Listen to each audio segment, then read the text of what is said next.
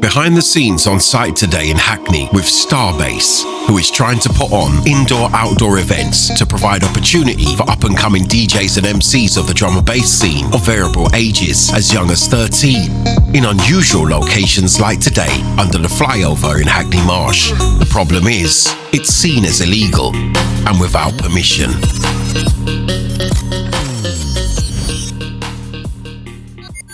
Basically, we're here today at Hackney Wick on the canal under the motorway.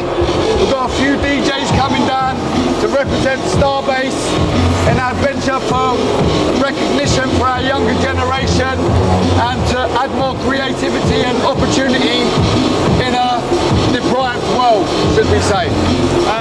So basically we've got a few DJs lined up, barbecue, little refreshments bar, loads of acts. We're just here today trying to do community outreach work and benefit the community in any way we can. On site today with the Jungle Report, we follow Tucker, the organiser for Starbass, who believes his team are not breaking any laws. In fact, it's outreach for the community. So basically we used to do parties for like all ages, but we're all growing on now and we're taking our wisdom and experience and passing it on to the youngers. This way we're giving them opportunity, we network them into radio stations, give them leads to events, tie them with older DJs that are already respected in the scene, and we are the gateway, the new stepping stone from your bedroom onto a public stage. Starbass, that's us.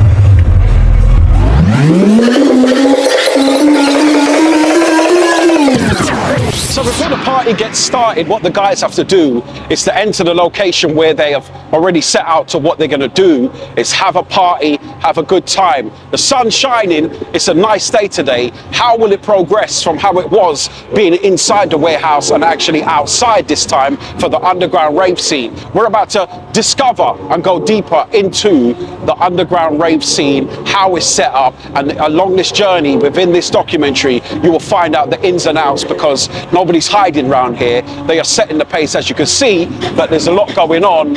And in the location that we are, set here in East London, I can say that now, just by Hackney Wick and the canals there, safety message will be in place, I'm sure, as they do it. There's going to be refreshments here and also a jerk van, so I'm looking forward to that. You've done the belly stay already, and it's going to be a good day event because it started about now, and once, like I've said before in the other video that I did, once the details are released, that's when it goes off, man. That's when it goes off.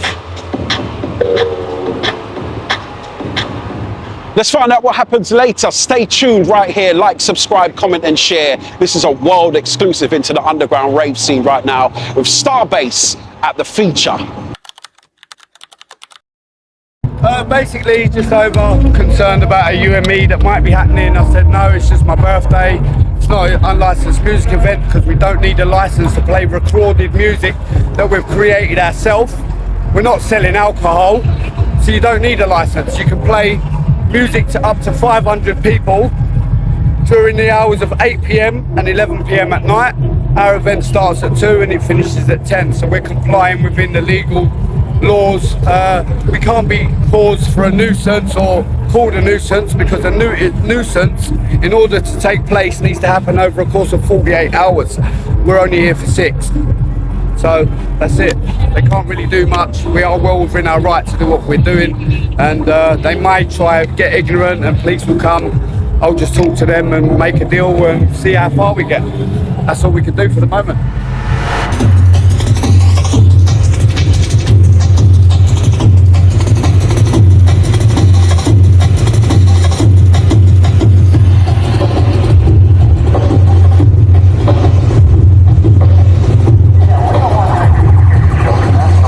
As we take a walk through the site, the pictures start to come together. The hum of the generator, the smell of jerk chicken in the air, the refreshment stand getting ready. It's more than just a party, it's a vibe, a space built from passion, not profit. Tucker says Starbass isn't just about the sound, it's about the future, giving young DJs and MCs a platform they might not find anywhere else. We're talking about 13 years old, getting a shot to play to a real crowd, building confidence and craft at street level. No red tape, no gatekeepers, just music, people, and opportunity. This is the grassroots culture in action. And for many, it's a lifestyle moment.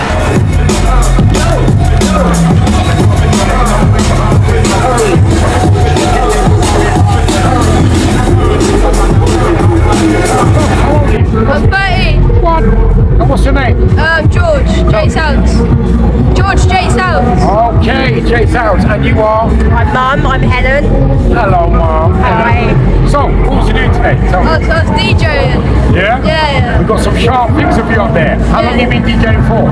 3-4 years now. Yeah? Yeah. So this is what you want to do when you get older? Yeah, definitely, yeah. So a place like this, what would this mean to you? To be in front of a crowd on decks? It's just like really good. Like, Yeah? crowd vibe and everything, yeah. So you do know, Ella, you're not going to be sleeping tonight, you know that? Because he ain't going to be sleeping. No, I know. He's going to have to come all the way down. Yeah, definitely. You guys live far?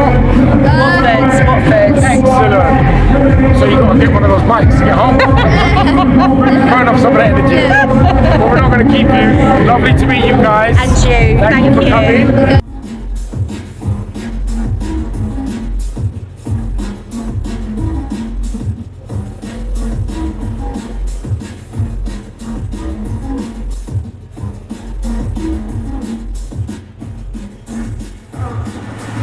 Yo, test it then. It's yours truly, Madness KMA, and I'm here on site with the world exclusive with the underground rave scene. Now, what do we know about the underground rave scene? We talk about the old days when it was from the warehouses, even before that when it was the fields. But what the younger generation did is emulate that formula, but it somewhat got mixed up along the transition with how they did it, how they set up. So I'm here right now with an exclusive report for Pirate Chronicles series to break it down to how the Starbass guys do it, because they do it a lot different. Now, when I spoke about in one of the episodes about Zombie Stomp, Santa Stomp, Posh Wrong'uns, those events that I had the pictures for, click on the link down below and then you'll see that video when I was talking about the secret warehouse events from the about 2011 to 2014 that I was involved in with playing and doing sound systems. But these are the same people, but they've elevated into a different way now where they're taking it forward when they're looking after the younger generation rather than just doing it for the music or just doing it to have a party for having a party's sake or having a rave, as they say. But with these guys, as you've heard from one of the main men himself, who was involved in the underground warehouse scene from back then till now, and they do it a lot different. So I'm here to check it out, back on scene with a world exclusive of Pirate Chronicles series channel. We got the exclusive, no one else ain't got this, right here. Watch till later. The bass was already pumping under the flyover, Hackney Marsh alive with unlicensed energy. But it wasn't long before the council rolled through, clipboard in hand, taking stock of the scene. Within minutes, the call was made to the authorities. They walked the perimeter, sizing up the setup, deciding whether this was just a harmless rave or a situation that needed shutting down. But while most just watched along, one man wasn't having it. Tucker, never one to hold his tongue, was quick to step in the front line, face to face with the law. Calm, defiant, and clear with his message. The music means more than just noise. They're here on a passive basis to try and close us down. We ain't got a problem with that, but what we want to highlight is it's very important for young people to gain opportunity with the slimming factors of the crisis going on now with the high rents and high gas and energy bills and like venues closing down because of that. Like young grassroots venues that offer opportunity for these youngsters are getting closed, and like things are being forced under bridges like us lot, because there is a lack of opportunity. And the police have come along now. We've made music ourselves, and we're playing recorded music ourselves. We're not selling alcohol, so therefore we don't see that we need a license. And you can play music from a vehicle between 8 and 11 at night with no laws being affected. So we're here just trying to create a bit of a statement now, because we're trying to defend people's freedoms, and that's very important. And the officer's now going to explain what they think, and they've done an assessment, and they're going to explain their part now. So the numbers, as I've already explained to you, the numbers are okay. However, the risk factors that have been identified in regards to this unlicensed music event, okay, outline serious risks that potentially could happen to the public. Now, this can happen if it's foreseeable or immediate. Yeah. All right. Alcohol consumption, potential drug consumption can happen. All right. The risk is the canal. You've got no barriers, no security protecting people to the canal. Okay. If people fall into the canal, there's a risk of serious harm or death. Okay. All right. That's one of the risk factors that has been identified. Okay. Okay. The other thing is you've got residents on the other side that have already come and complained to us. All right.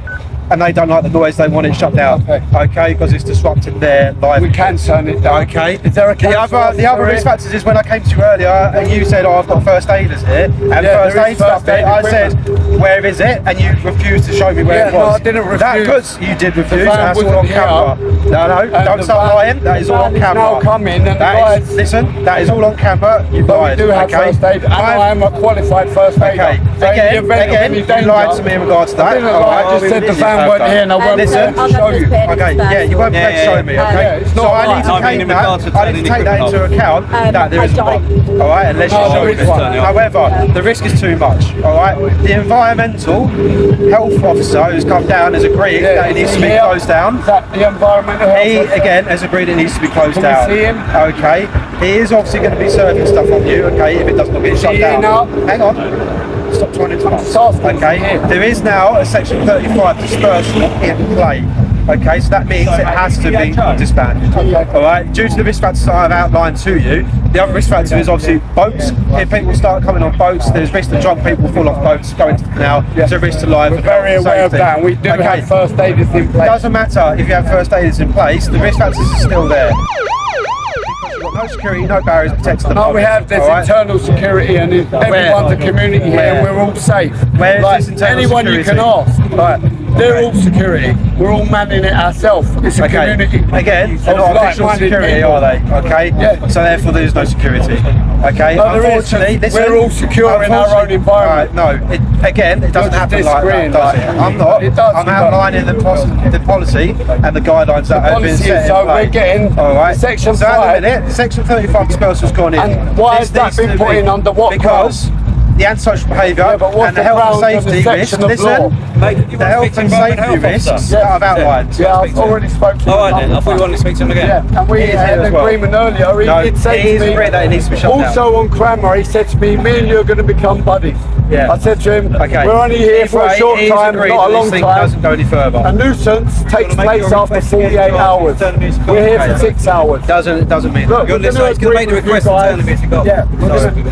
The request is granted. Listen first, Thomas. Listen first. Yeah.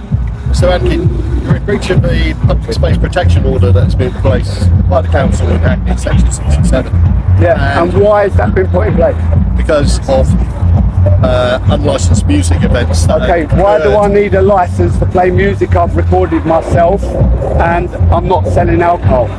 Unlicensed as in you do not have permission, you haven't been given a license to be here. I'm not selling alcohol and I'm not selling copyrighted music or playing it. Doesn't matter. Yeah, it does, because that's the two things you need in order to obtain a license. And we ain't using either of those. Okay, but it sounds like this gentleman's going to give you, you're going to be served a fixed penalty anyway, so you can have this argument in court about the big potentialities. We're here to get the music off, which we're going to do right now. So you can turn off yourself now, and we can do that for you. Yeah, we'll do that. You're going to do it yourself, or should we do it? Because I don't want to see those large speakers. I know, it's a lot of work, but we don't want to see either. We will move. need to move. Yeah. That's now, mate. Yeah. All right. That's now. So we can ask these people to leave as well. So off we go and do that now, yeah? Yeah. You don't need to follow us. No, we will be. No, you don't. No, we won't, turn mate. it off and disperse everyone. It's not It's gonna discussion. make everyone uncomfortable. It's not discussion. You take what's happening. All right.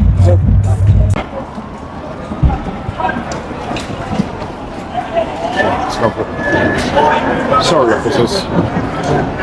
Sorry. I'll leave you to it then. Under UK law, Section 35 of the Anti-Social Behaviour Act gives police the power to shut down public gatherings if they believe the event could lead to crime, disorder or harassment. An officer can order people to leave the area and even ban them from coming back up to 48 hours. No court needed, no paperwork delay. Yeah, so basically they come give me £100 fine for, I don't know, Section 35 of the anti-social behaviour. I said I'm not going to pay it. They said I might end up in court. I said okay, well then we'll take it to judge and jury in the Crown Court.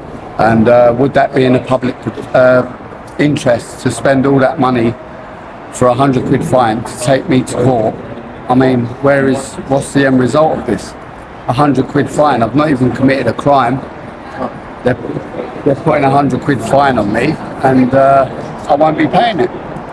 What did they say about the speakers? They're taking the speakers in order to prevent us from doing a further party.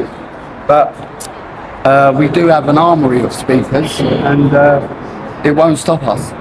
See you at the next one. If they think things are getting out of hand, they've got the authority to act fast. At a rave like this, loud music, large crowds and no official permission, that's all it takes to trigger a Section 35 dispersal order. Even after the speakers were confiscated, the mission wasn't over.